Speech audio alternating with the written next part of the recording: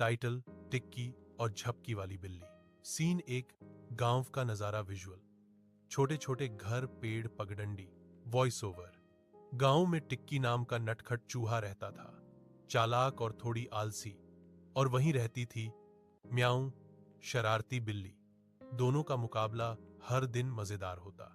Scene 2, म्याऊं का जाल विजुअल।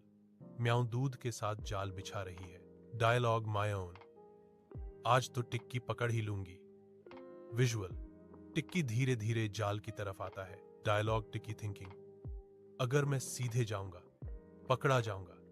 हाहा, आइडिया आया। सीन 3, मजेदार शरारत विजुअल। टिक्की जाल के चारों तरफ घूमता है, खुद को गिरा देता है। विजुअल, दूध म्याऊं के ऊपर गिरता है।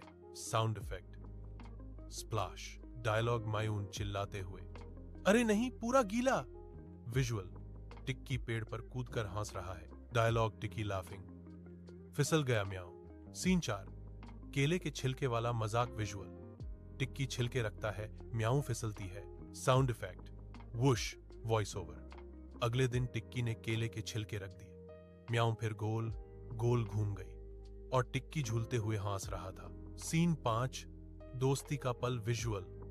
टिक्की दूध लेकर म्याऊं के पास जाता है। डायलॉग टिक्की, चलो म्याऊं, आज खेल छोड़कर साथ बैठते हैं। विजुअल, म्याऊं थोड़ी हिचकिचाती है, फिर दूध पीती है। Voice over. सी, दोस्ती में हंसी और थोड़ी शरारत हमेशा बनी रहती है।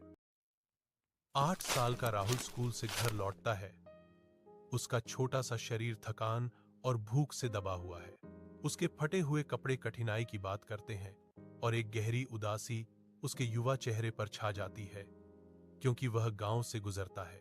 एक पुराने आम के बाग से गुजरते हुए उसकी आंखें शाखाओं से लुभावनी रूप से लटकते हुए सुनहरे आमों को देखकर चौड़ी हो जाती हैं। राहुल धीरे से अपनी मां के सामने एक सुनहरा आम रखता है, जिसकी त्वचा हल्की रोशनी में चमक रही है। फल को देखकर उसकी आंखें आश्चर्य से फैल जाती हैं। राहुल, तुम्हें यह आम कहां से मिला? एक कबूलनामा हवा में लटका हुआ है, क्योंकि राहुल स्वीकार करता है, मैंने इसे पेड़ से लिया। अपने घर के साधारण परिवेश में मां सावधानी से एक पके हुए आम को काटती हैं। जैसे ही वे मीठे सुनहरे फल को साझा करते हैं, राहुल पर प्रेम और समझ की गहरी भावना छा जाती है।